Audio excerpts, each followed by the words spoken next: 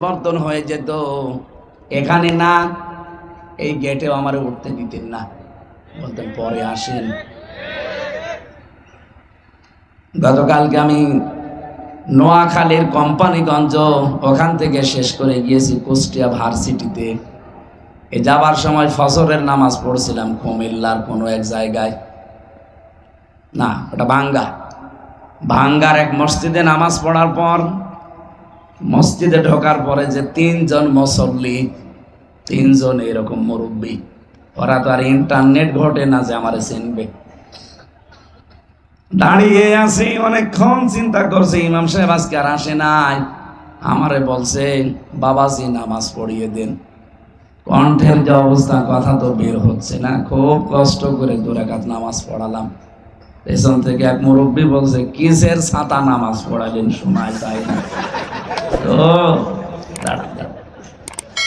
একটু পরে দেখে এক যুবক এসে 1 রাকাত নামাজ পেয়েছিল, পরের রাকাত শেষ করে অত ইন্টারনেট জগতের মানুষ, আধুনিক মানুষ আমার চিনে ফেলেছে।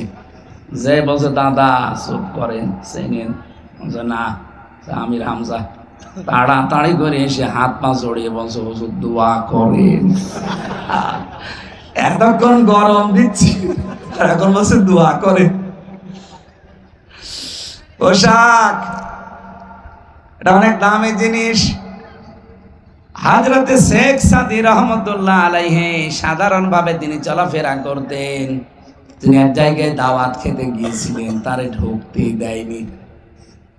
পরবর্তীতে উনি পোশাক আশাক যে রাজকীয় পোশাক, ওইটা পরে যখন গেছেন, খাবারের তো অভাব হয়নি।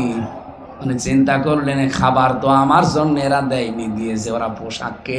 খাবারগুলো নিয়ে উনি পকেটে নিলেন। লোকজন বলছে আপনি কি পাগল? বলছে পাগল আমি না, পাগল আপনারা। এর আগেও আমি এসেছিলাম, কিন্তু পোশাক আমার দামি ছিল না, এই জন্য আপনারা খাবারও আমাকে দিতে চাননি। পোশাকটা শুধু পাল্টিয়ে এসেছি, রাজাদের পোশাক পরে।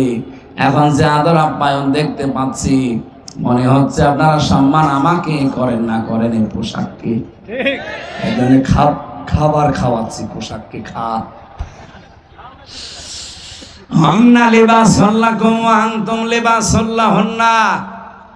আল্লাহ বলেন পুরুষ হচ্ছে নারীর পোশাক, স্ত্রী হচ্ছে স্বামীর পোশাক।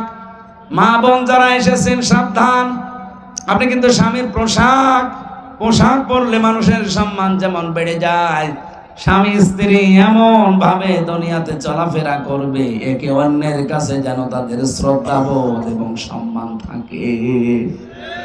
তো স্বামীর সম্মান দেওয়া দূরের কথা, কত মানুষ তুই তুকারি করে, এই কথা বলে না কেন?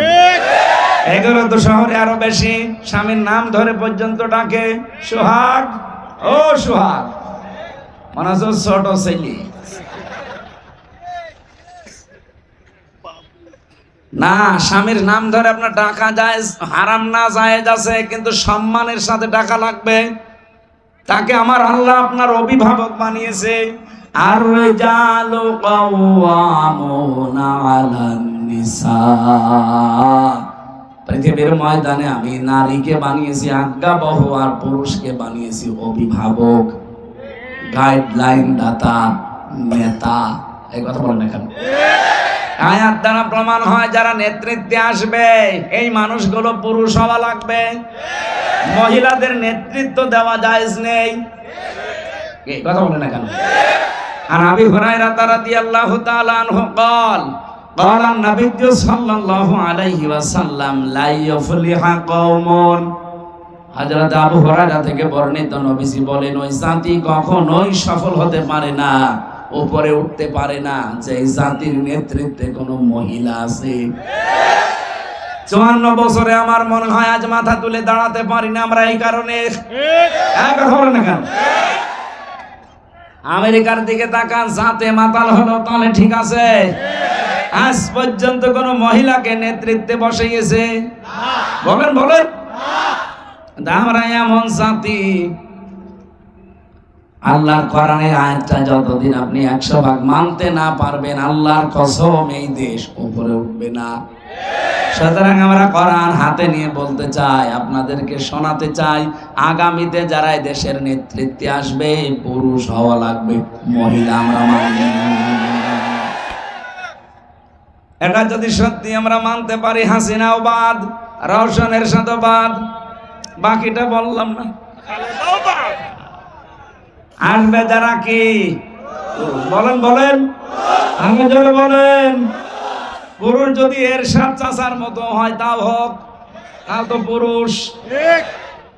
এই যে এরশাদের এলাকার লোক, চাচা যাই ছিল না কেন পুরুষ ছিল, চাচার যৌবন ছিল, 80 বছর বয়স স্ট্যাটাস দিত আমার যৌবন এখনো অটুট। এই জন্য আমাদের চাষি বেশি, চাষি বেশি না আমাদের। চাষা মানে এতদিন বেঁচে থাকলে চাষি আরো বাড়িত, এখন যদি তার যৌবন অটুট থাকে চাষি আমাদের বেড়ে যেত না। আগামীতে আমরা চাই এই দেশে যারা দায়িত্বে আসবে তারা পুরুষ হওয়া লাগবে। যারা পুরুষ মানুষ সামনে আসতে পারে না আমরা তাদের পেছনে নেই, কারণ আমরা কোরআন ওভারটেক করতে পারি। বলেন, এতদিন যা করেছি করেছি, পাগল ভালো হয়ে গেছি। এখন সামনে অংশ অন্তত সূরা নিসার এই 34 নাম্বার আয়াত আমরা কখনো লঙ্ঘন করতে পারবো না। আপনি দিয়ে দেখেন পুরুষ মানুষকে, আর ওটা যদি সৎ এবং নির্ভীক হয়, কি বললাম, সৎ এবং নির্ভীক হয় ওই পুরুষটা, এই দেশ আবার দাঁড়িয়ে যাবে। ডক্টর মোহাম্মদ ইউনূস, ওনার ঈমান আছে না আছে ও প্রশ্ন আমি বাদ, কিন্তু লোকটা সৎ এবং নির্ভীক। দেখেছেন কাউকে পরোয়া করে? ভারতের মতো এত বড় রাষ্ট্রকে এমন এমন জায়গায় কুলুপ এঁটে দিয়েছে। খালি একবার বলেছিল 7 সিস্টার থাকবে না, থেমে গিয়েছে। ওই বিষয়ে কিন্তু আর ষড়যন্ত্র হয়নি, অন্য লাইনে গিয়েছে। কি গিয়েছিল 3-4 দিন আগে, আপনারা জানেন, কিছুদিন আগে ঠিক এই দেশকে আবার অস্থিতিশীল করার জন্য উনি একেবারে সরাসরি চলে গেছে দাদা মোদি ট্রাম্পের কাছে। ওলট পালট কিন্তু মিথ্যা সিদ্ধা বলে বোঝাবে যে বাংলাদেশে জঙ্গি বেড়ে যাচ্ছে, অথচ এই দেশে যে জঙ্গি নেই তার প্রমাণ আজ 7 মাস। 7 মাসে কোন জঙ্গি ধরা পড়েছে? কোন জঙ্গির নাটক পড়বে কি করে? কারণ যে নাটক লিখতো সেই তো পালিয়েছে, যাদেরকে দিয়ে এগুলো করাতো তারাও পালিয়েছে। এই কাউন্টার টেররিজমের আসাদুজ্জামান, মনিরুল, এগুলো সব নাটক করতো, নাটক লিখে দেখতো ওনাদের মা। যেহেতু 7 মাস আর নাটক কেউ লেখেও না, নাটকের মঞ্চায়ন হয় না, এই জন্য দেশে জঙ্গি আর নেই। কে বলেছে দেশে জঙ্গি আছে? আন্দাজে এরকম একটা ভালো মানুষকে বাড়ি থেকে তুলে নিয়ে যাবে, ওই মাটির নিচে 2 মাস 5 মাস রেখে দেবে। 5 মাসে ওর চুল কাটবে না, দাড়ি কাটবে না, নখ কাটবে না, এমন এমন অবস্থা হবে 5 মাস পরে বেরিয়ে বলবে যে এই যে জঙ্গি ধরা পড়েছে। কিছুই না, ওরা নিজেরাই আমার কাছে বলেছে, আমি নিজে বলছি, এই যে কোরআন আমার সামনে, ওরা নিজেরাই আমার সাথে বলতো। আমি নিজে জেলখানায় গিয়েও দেখেছি, জঙ্গি বলে একজনকে পেয়েছিলাম। ওনারে বললাম যে ভাই, মানুষে যে বলে আপনি আল্লাহর দলের সভাপতি, আপনার সেক্রেটারি কে? বলছে আমার ছেলে। আপনি সভাপতি আর আপনার ছেলে সেক্রেটারি, আর বাংলাদেশে আর কেউ আপনার নেই? বলছে না, আমরা 2 বাপ বেটাই, আমি সভাপতি, ছেলে সেক্রেটারি। আল্লাহর দলের প্রধান আব্দুল মতিন, আপনি যান গাজীপুর না, এটা আসলিয়া গাজীপুরের কাশিমপুর কারাগারে 4 নম্বরে আছে, ওটা হিমেল বিল্ডিং এ থাকে। আমি থাকতাম সামনেরটায়, উনি আমার সামনের বিল্ডিং এ। মাঝে মাঝে মানুষ বলতো উনি 17 বছর ছেলে আছে, উনি আল্লাহর দলের প্রধান সভাপতি। একদিন দেখা করতে গিয়ে দেখলাম যে বলছে আমার ছেলে সেক্রেটারি আর আমি সভাপতি। এই সে দুনিয়া, আর কেউ আমাদের নেই। এইগুলো সব ওরা টাকা পয়সা খরচ করে করে বানিয়ে এ দেশটা যেন বাইরের মোড়লদের কাছে একটা জঙ্গি রাষ্ট্র হিসাবে পরিগণিত হয়, এটা করত। আর এইটার জন্য কোনো হালে যখন পানি নেয়নি, তখন মোদি গেছে এই কয়েকদিন আগে ট্রাম্পের কাছে, এই দেশ সম্পর্কে কিছু মিথ্যা তথ্য দেবে। ট্রাম্পও সাথে মাতাল হলো, তাহলে ঠিক আছে। ও সাপ বলে দিয়েছে বাংলাদেশ আর হাসিনা ওটা আপনার ব্যাপার, আমার কাছে ওর বিষয়ে কথা বলবেন না। গরম ভাতে বিড়াল বেচার না, বেচার হয়ে গেছে। কেন হয়েছে জানেন?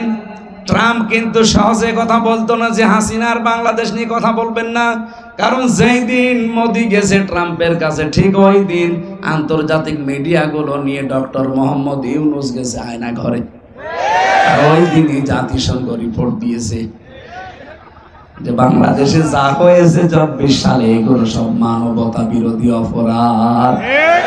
আয়না ঘর এটা তো আরো বেশি, কারণ এটা মুরগির খোপের মতো।